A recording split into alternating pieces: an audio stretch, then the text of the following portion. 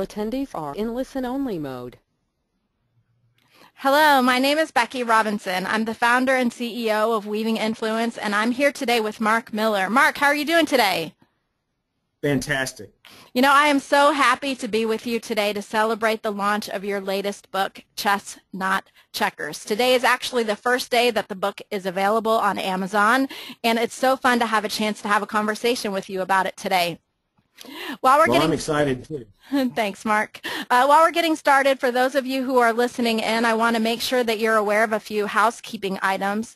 The first one is that we will be taking questions later in this call, and you can use your question panel to type those in, and I'll be sharing those with Mark as we go. If you want to take a moment to get acquainted with the question panel and maybe tell us where you're calling in from today. Mark, where are you today? I'm in Atlanta. And how's the weather in Atlanta? Improving. That is good to hear. I was noticing that people might realize that I'm in a colder climate. It was in the 30s when I got up this morning in Michigan. So not everybody can be in sunny Atlanta.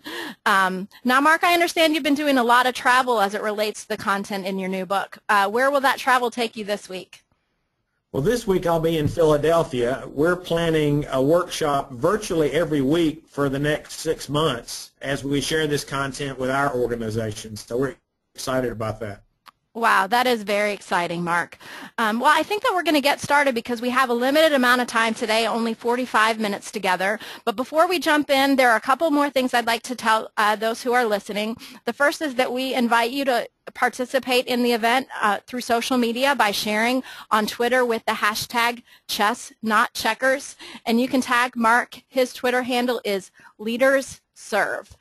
We'd love to have you participate with us through social media buzz. So just a quick introduction for Mark. I'm sure that many of you know Mark from his work on greatleaderserve.com. I've been following Mark's work and working with him for several years. Mark is the Vice President of Leadership Development at Chick-fil-A, where he's been working for, is it 35 years? It's actually 37 and counting. Holy cow. See, I lost track of the years over time. Yeah, me too. And it is such a deep pleasure, Mark, to be able to support your work and celebrate your book launch today. Now, Mark, we decided that we were going to do our event slightly differently today. So tell me, how would you like this to go today? Well, I'd really like this to be a conversation with the participants. I'll just go first, set some context, review some of the key principles from the book, and then leave the majority of our time for questions from the attendees. Perfect. Well, I'm looking forward to that, Mark. I'm going to shut off my camera, and I'm going to let you begin. Thanks so much for being with us. Thanks, Becky. Well, I guess the perfect place to start is with a little bit of backstory. Although I have been selling chicken almost 40 years, about 25 years ago, I began to focus in earnest on this issue of leadership. And we have been trying to figure out how to help our organization find competitive advantage. And we think one of the paths for us has been and will continue to be leadership. But we've noticed something over these decades, that the demands on leaders continue to grow. We ask our leaders to do it faster, we ask them to do it cheaper, we ask them to do more with less, and we ask them to do it before the competition does. And as I've talked to leaders in other industries and other fields, I don't think we're unique in this regard. And all of this creates complexity, and complexity changes the game. And that's really what this book is all about, the changing game that leaders face. So the metaphor we've chosen to tell this story is chess, not checkers. If you think about the game of checkers, you probably began playing as a small child, and you remember the frenetic pace, you remember the frantic motion, you understand the pace of the game. You may even recall, if you think a little more deeply, that the pieces were interchangeable. Well, that's actually not the way the game is played today. For leaders, this complexity has really flipped the board, and the new game is much more akin to chess, where a little more thought, a little more strategy is required, where individual pieces have unique contributions. It's a new game, and it requires leaders to elevate their leadership game. But it does all begin with the leader. And if we do a bit of a flashback to what we've observed over the years, we invested heavily in our individual leaders for decades. And my guess is we'll continue to invest in individual leaders, helping men and women grow their individual leadership capacity, because that's never a bad idea. But this added complexity that I've referenced, it really created problems for leaders, and it was a problem of capacity. And so the path that we took was to help those leaders create leadership teams.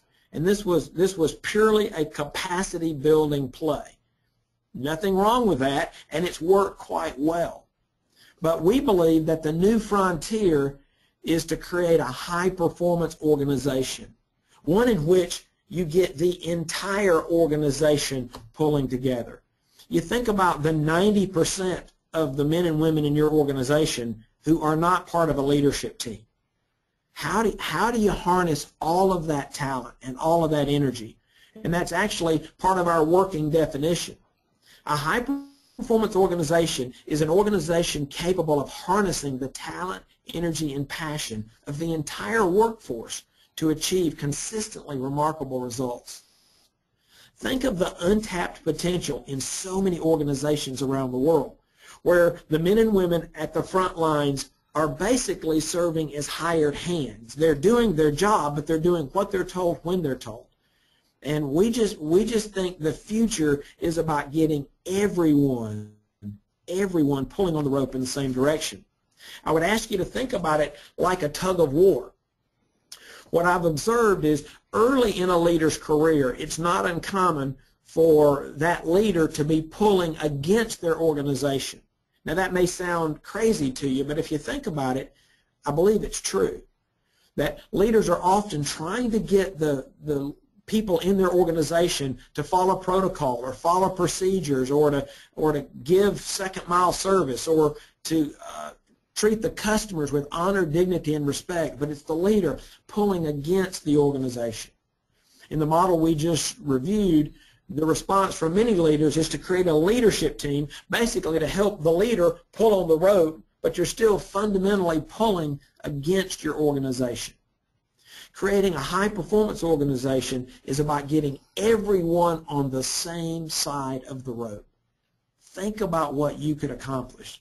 We think about it often. What could we accomplish if everyone were pulling on the rope in the same direction? So you probably got a question right now. It's the question that came up the first time I presented these ideas in our organization more than 5 years ago. We were in a strategic planning meeting thinking about 2020, and I cast this vision for a high-performance organization, and somebody asked me the question, do you know how to do this? You may be wondering, yes, but how? How do you get everyone pulling on the rope in the same direction? Well, I had the privilege to lead a team that spent the last several years trying to answer this question. We looked at organizations large and small all over the world to try and figure out what were those best practices, what were the things that the highest performing organizations all had in common. We discovered they make 4 essential moves. And so I'm going to go through these really quickly, get your questions ready, and we'll have some fun trying to sort through the answers. The first move that high-performance organizations make is they bet on leadership. Now, this language was chosen with some forethought, because as we talked to leaders, they talked about investing in leaders, but they said it's really more of a bet. It's a bet with an uncertain return. Now, you may be thinking, well, why is the return uncertain? Well, you may have an experience in your background where you invested in a leader. In essence, you placed a bet, and it didn't pay off. Now, thankfully, sometimes it does pay off, and we can hit it big with the men and women we invest in. But you've probably made that bet when it didn't pay off. So we believe that's the first move of high-performance organizations. We've never found an organization that met the standards for performance that we're aspiring to that was not well led. The next move that all high-performance organizations make is they act as one. And this is really about alignment. Again, think about the rope. Everybody not just on the same side of the rope, but everyone pulling in the same direction. Have you ever been part of an organization with highly energetic, passionate people where your direction was unclear or uncertain? It's frustrating. It's also futile because you want to try to get people aligned around what matters. So high-performance organizations work diligently to be sure that people know what's important and why. Now, this takes different forms in different organizations. Maybe it's about vision. Maybe it's about mission. Maybe it's about core values. Maybe it's about goals. Maybe it's about just the priorities of the enterprise. But high-performance organizations don't leave these things to chance. The third move of high-performance organizations is they win the heart. Now, this may be the one of the four moves that feels a bit counterintuitive to you. Some folks would call this the soft stuff. But what we found is that organizations that genuinely care about their people are able to take performance to another level. Do you know what your people dream about? Certainly you want them to be successful at work, but do you want them to be successful outside of work? And are you helping them achieve their dreams? This is uncharted territory for many leaders and many organizations. But when someone truly cares about an organization, and when that organization reciprocates and truly cares about them, amazing things can happen. So that's the third move of high-performance organizations. The fourth and final move, high-performance organizations excel at execution. Again, this is probably a blinding flash of the obvious, because at the end of the day, greatness hinges on execution. And you know that, and I know that. Any organization that says they're a high-performance organization must consistently deliver. If not, they're just kidding themselves. Now, I've talked to leaders about this, and it's interesting the responses that I've gotten. I had one leader specifically told me, as he heard the four moves, he said, well, all I'm interested in is that fourth one. He said, all we want to do is execute. Well, that'd be wonderful if it were that easy. But immediately the image of a gymnast came to mind. As I think about organizations and their desire to excel at execution, I thought of the gymnast that said, well, all I want to do is the dismount. Well, of course, you would probably think that crazy, because you know, even if you've never been on a balance beam, that the height, the energy, and the momentum required to stick the landing actually comes from the routine that precedes the dismount. Well, we believe that's the same way with excel at execution. If you're well led, you're aligned, and your people are fully engaged, it greatly increases the odds that you can excel at execution. Now, not to belabor the point, but you and I both know how important it is that we excel at execution. One of the examples I've used often is the overnight package delivery business. If you work for FedEx or UPS and your packages didn't consistently show up the next morning, there's no way you could say you were a high-performance organization. Or if you worked for Disney and the parks were dirty and the rides didn't work and the people were surly, nobody would care about your core values or your new employee orientation. People actually do care that we deliver. And that's the fourth and final move of a high-performance organization. Now, as you look at these, bet on leadership, act as one, win the heart, and excel at execution, it's actually simple on the surface, but much, much more complex. Although it is an antidote to complexity, this is a challenging assignment for leaders. And so one of the things we've done is we've gone back to try and figure out what are the best practices of organizations in each of these areas. And we'll not go into those in depth today, but I want to illustrate the point because we've created some resources to help organizations go deeper. So let's take bet on leadership as an example. When we looked at organizations and said, how do you do this? Three best practices rose to the surface. One is the leader has to set the pace. If you're part of an organization where leaders are not learning and growing, it's going to be really difficult. I would even say impossible for you to create a high-performance organization. We always challenge and encourage our leaders, just like when you get on that airplane and you listen to those safety announcements before you take off. What do they say when that oxygen mask falls? They tell you to put your own mask on first. That's what we encourage our leaders to do. If you don't put your own mask on, you're going to be of little value to anyone around you. So one of the best practices, high-performance organizations, as they bet on leadership, leaders must set the pace. Another thing they do is they grow the leadership team. And I covered that earlier. It turns out that's a critical step in the process because of the leadership capacity required to create a high-performance organization. And that leadership team is clearly a capacity-building play. When you equip, empower, and basically deputize other leaders to help you build this organization. The third best practice there is they build the bench. Turnover is inevitable, and if not turnover, growth drives the need for more leaders. And it's your lesser performing organizations that often get caught by surprise. When a leader leaves or growth presents the opportunity for someone to step up. And unfortunately, I've been there before, and it's a terrible feeling when you look around at your bench and you've got nobody ready. So high-performance organizations actually build the bench proactively, assuming that they're going to need leaders for the future.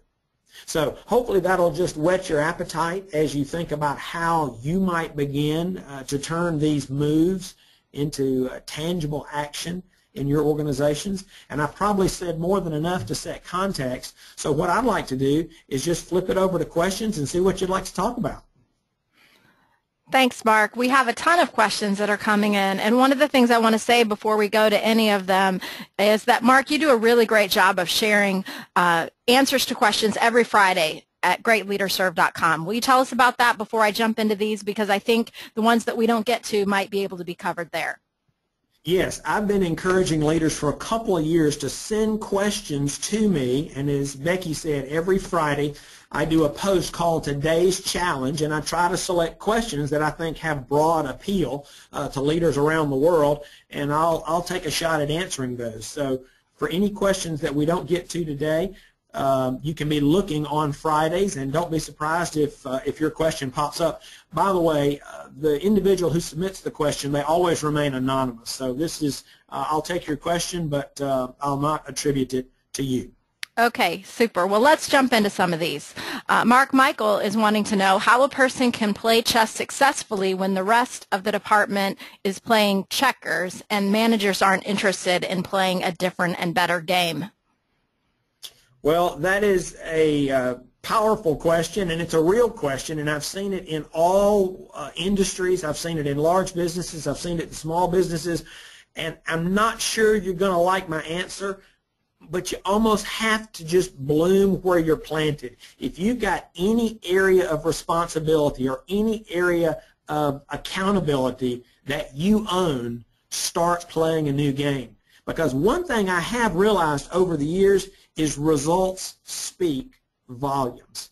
And based on the research that we did using this model in our business, you will generate superior performance across the board. Again, just think back to the metaphor. If you get everybody pulling on the rope in the same direction in your area of the business, amazing things will happen. Now, the other thing I would say is you may want to begin some type of educational campaign as you find blog posts to share, resources to share, testimonials to share. You may even find others in your organization who are willing to learn a new game, and you might start some mini outposts of others playing chess. So I don't want to make any of that sound easy. What you're up against is a real challenge, but I would encourage you, play the game where you can. Very helpful, Mark. Thank you. This next question comes in from Keith, and he's wondering what some ideas might be for involving those at the front line level to care enough to become engaged and to lead from where they are. Are there any tips that you would give on that? Well, Keith, thanks for the question. Again, we've got about 1,800 restaurants. They're independently operated, but we've got over 80,000 employees in those restaurants, and those are the employees of our independent operators. But they're asking the same question, and we're trying to share best practices with them. And I think you can look back to the model. I think that would help you. First, just to do this quickly, people at all levels, frontline included, enjoy being well led. So what can you do to invest in those frontline supervisors? You may have seen the research. People don't leave companies, they leave their supervisors. So if people are led well at the front lines, that'd be a tremendous stepping stone to more accomplishment. Next, as you think about ACT as one, we have been pleasantly surprised how performance spikes, not just spikes, it improves almost immediately when the frontline people understand the goals and the priorities and the strategies of the organization. We've seen this in large and small organizations. It's amazing to me how often people don't know what they're trying to accomplish, why it's important, or even what their role is. So I think as you communicate these things and you help the frontline gain clarity, that'll go a long way towards increasing their desire to fully participate.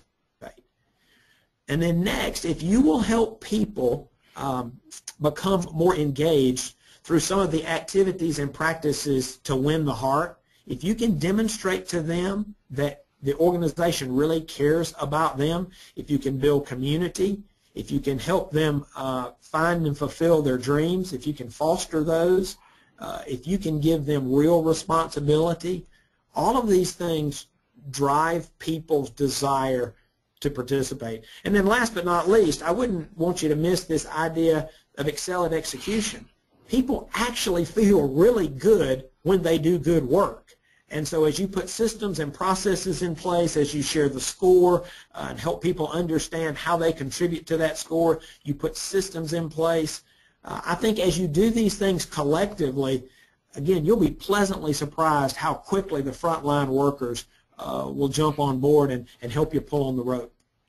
Thanks, Mark. So this next question is somewhat alike to that one. And Todd is wondering, Mark, how you can help team members buy into the organization's core values. Okay, Todd, thanks. This is a question that probably deserves a webinar all of its own. I think core values are very, very powerful in an organization. And first and foremost, I think they can be used to help determine who's part of the organization to start with. Many leaders use core values as part of their screening mechanism because let's face it, it's much easier to select people that align with your core values than to help someone who doesn't align with your core values change. Now, with that being said, you probably have some people in your organization who do not align with your values, so you've got some decisions to make at that point. One way you can actually help them comply and move towards your values is for you to model those values. Well, first they need to know what they are, and for you to model those values because people always watch the leader.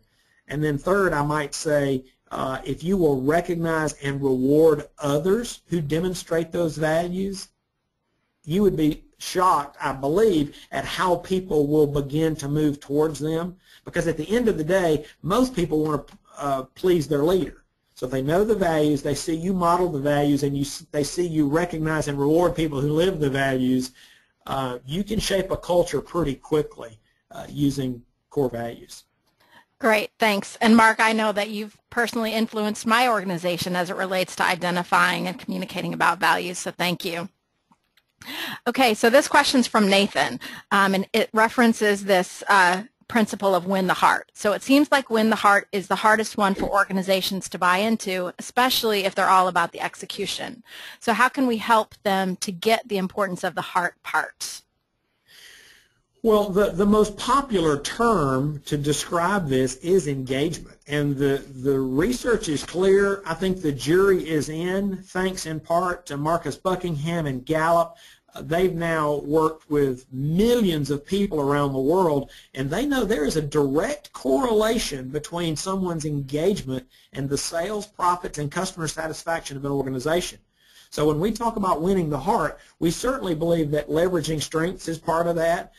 We believe that fostering dreams is part of that. We believe that sharing ownership and building community, but they're all pieces of a bigger idea that when people are fully engaged, when people know that you care about them, they will care about the work of the organization, and performance follows. And so anybody who's skeptical, I would say run an experiment. Give focused energy and effort to win the heart, even for 90 days. And see if your results don't improve. Now, it may take a little longer than that if you spent the last 90 years explaining to people that they're just hired hands and all they're supposed to do is keep their mouth shut and do their job. But in a typical organization, I think you can see progress very, very quickly if you actually genuinely begin to demonstrate care and concern for your people. Engagement drives results. Engagement energizes effort. The scorecard will reflect your efforts pretty quickly. Great. Thank you, Mark. So we have a question from Ruben who says that he's a fan of all your books.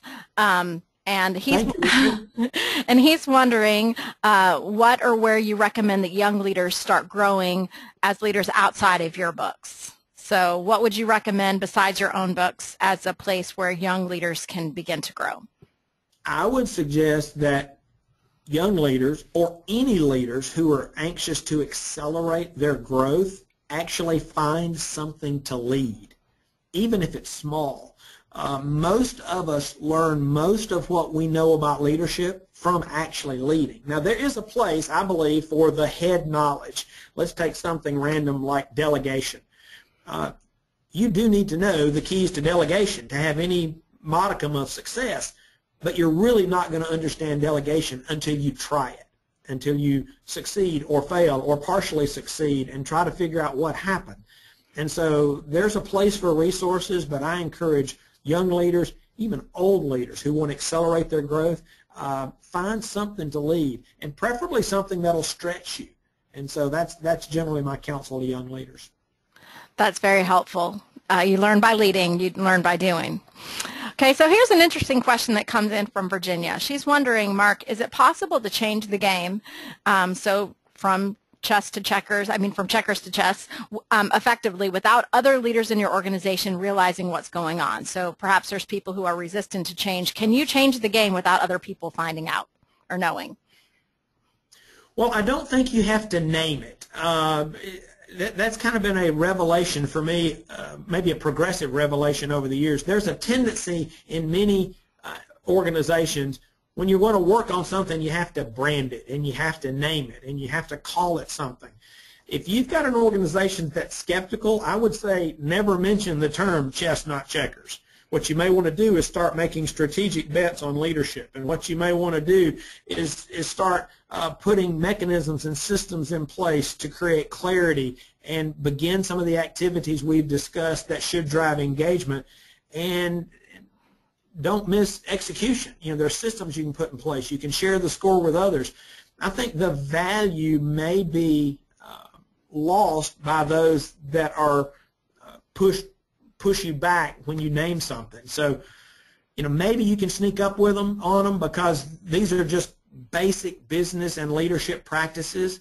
So I guess that'd be my first advice. If you've got a skeptical organization, maybe you don't have to call it anything. Sure, and as you were referencing before, perhaps when the results begin to come, that might be the time to even reference what you've been doing without naming it. Mm-hmm. So I say that now because we have a question from Randy about results. He says that results speak volumes. So, Mark, how would you suggest getting organizations to move to chess if they're winning at checkers? So chess might be able to get an organization to the next level of results, but they can't see it yet. So how do you help them make that shift if they're getting good results playing checkers? Well, we believe people change for only one of three reasons: vision, pain, or fear of future consequences. And so if you don't have one or more of those in play, people aren't going to change. And we have struggled for years with what's implied in the question, because success is a lousy teacher. But I think all you got to do is look at the trajectory the world is on and look at the complexity that I referenced just in passing at the beginning of this hour. What organization is not dealing with more complexity? What organization is not dealing with more competition? So I think you've just got to either play the vision card, the pain card, or the fear of future consequences, or some combination. Without it, there'll be little external change. Now, let me quickly say, I go back to my first response. If you lead anything, you can change the game beginning today. And that would be my encouragement to you. And it may take months or years to change a larger organization. And I just say you got to stay the course. Truth will win over time if leaders are persistent. Great, thanks.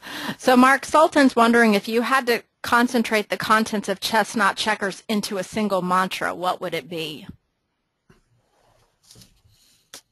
Challenging question. Wonderful question.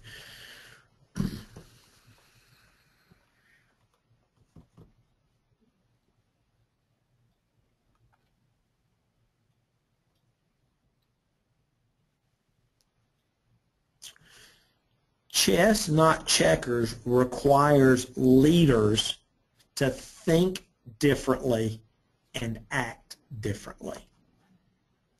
Fantastic. I hope someone's... I'm not sure that's fantastic, but it's a wonderful question, and I will think about that going forward.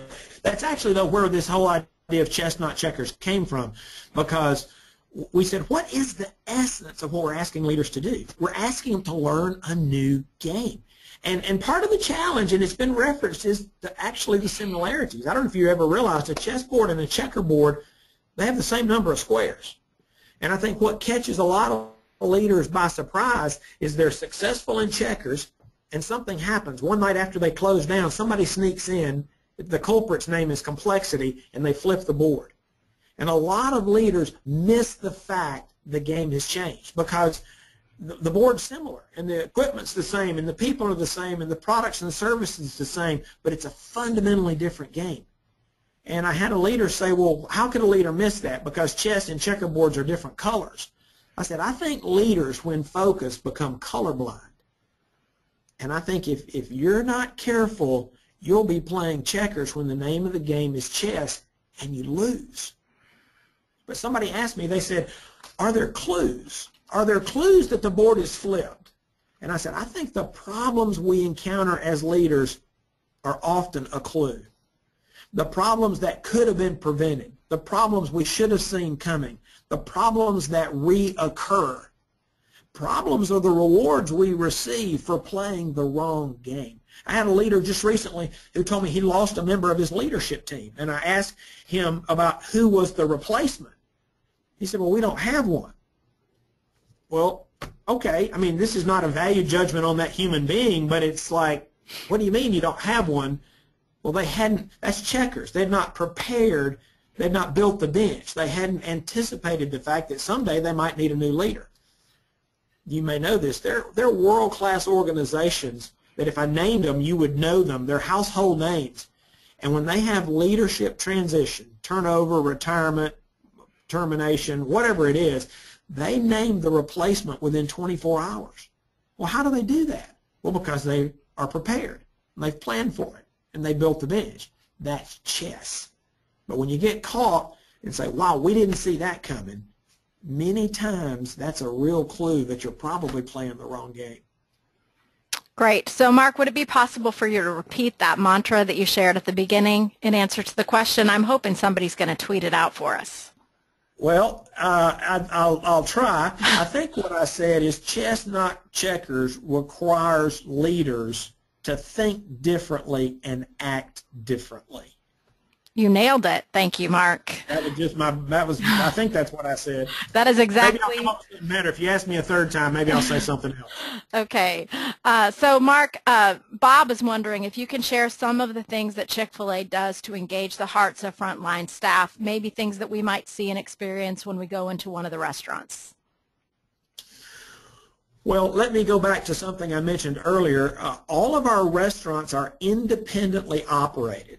They're corporately owned stores, but they're independently operated. So each one has an independent business person, and he or she can employ any strategies or tactics that they see fit to lead that organization. So with that disclaimer, you'll see a wide array of strategies and tactics to do what is being asked. But it is the full spectrum.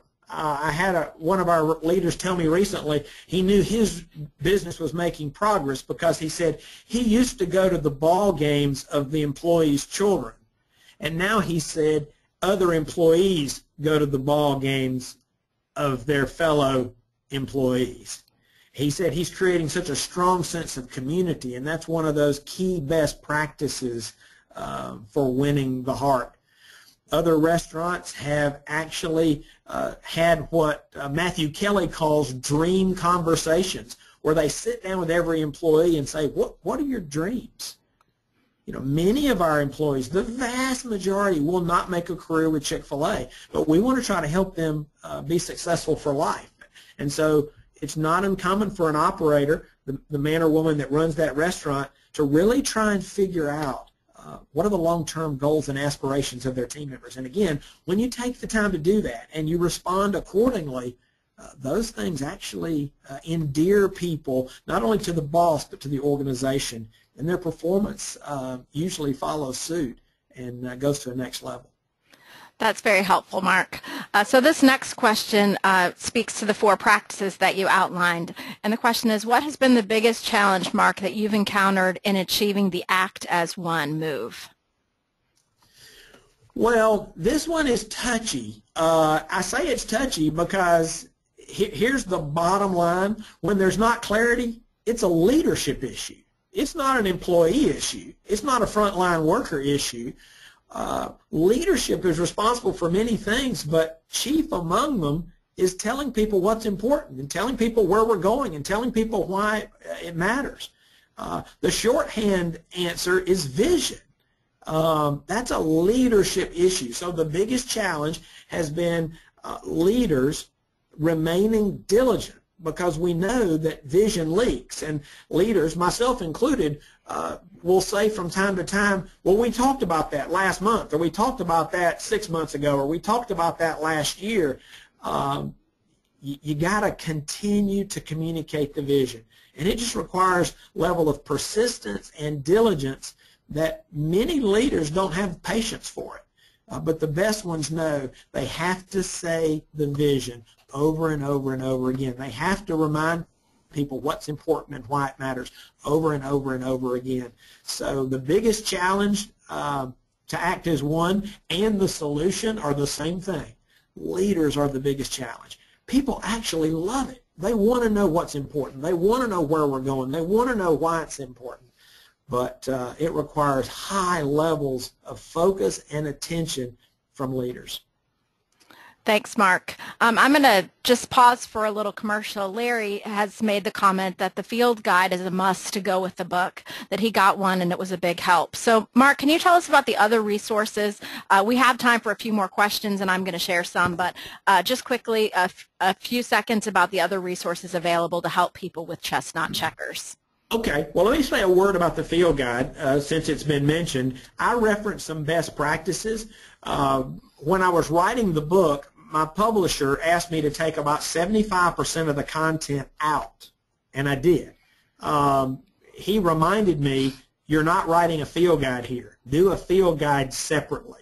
And so that's exactly what we did. We created a field guide that covers not only the moves, but it covers all of the best practices, and it is full of exercises, activities, and questions to help leaders translate these 4 moves into action in their organization.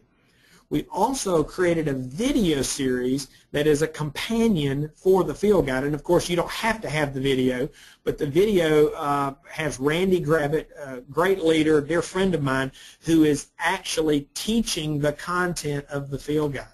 So that's also available. And then finally, we have an assessment, an online assessment where organizations can go in and try to figure out where are they starting from as it relates to not only the 4 moves but the best practices. And it's designed for the entire organization, because often leaders are clear, sometimes the leadership team is clear, but the gap is when you move down to the front line. So for those that would choose to use the assessment, I would just challenge you, everyone in the organization needs to complete the assessment. It's only 36 questions, but the insights can be profound. So tremendous resources available beyond the book. Thanks for taking a moment to share about those. Mark, Jonathan has a question about at what point someone who was a best fit in the organization, a higher error, become a lost cause? And can you always change a team or individual into high performing? Well, unfortunately, you can't. There are people who are not cultural fit. There are people who are not a job fit. There are people who just can't or won't change. Now, I actually believe that if you work hard on selection, you can minimize that, but it is a reality. None of us are perfect in our selection process, and I actually think people change over time. And someone who may have been a right fit at one point in their career and in the life cycle of an organization may not be a right fit at another time. So it's unfortunate, but it's one of those decisions leaders have to make. And I'll recommend a resource on that. Henry Cloud wrote an amazing book called Necessary Endings, and I recommend it to leaders every time I get a chance, because it is so difficult for many of us. It's difficult for me to make that hard call, but sometimes that's the right answer. Well, thanks so much, Mark. I'm going to give you one more question, and then we're really running out of time today, but this has been a tremendous hour. Thank you so much. So Steve is writing about 2 leaders who are leading him that have built a great company. They're entrepreneurs, but that he's saying that the sophistication of the business chess has passed them by, that the leaders seem to be in a comfort zone and lacking a more strategic perspective. Mark, what advice would you have to help someone else give a view of the game changing, and is that even possible? Well, I think it is possible. I'll go back to vision, pain, or fear of future consequences. It doesn't sound like there's any pain. Maybe there's fear of future consequences if these entrepreneurs need to be mindful of what's happening in the marketplace, what's happening with competition. Perhaps that could create some energy around change.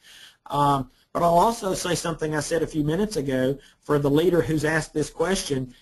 They can generate substantial results playing chess. And if these folks are entrepreneurs, I'm guessing they want to know what works to generate results. And I've seen some hardcore entrepreneurs make a change when they realized that it would not only add to the top line, but it would add to the bottom line.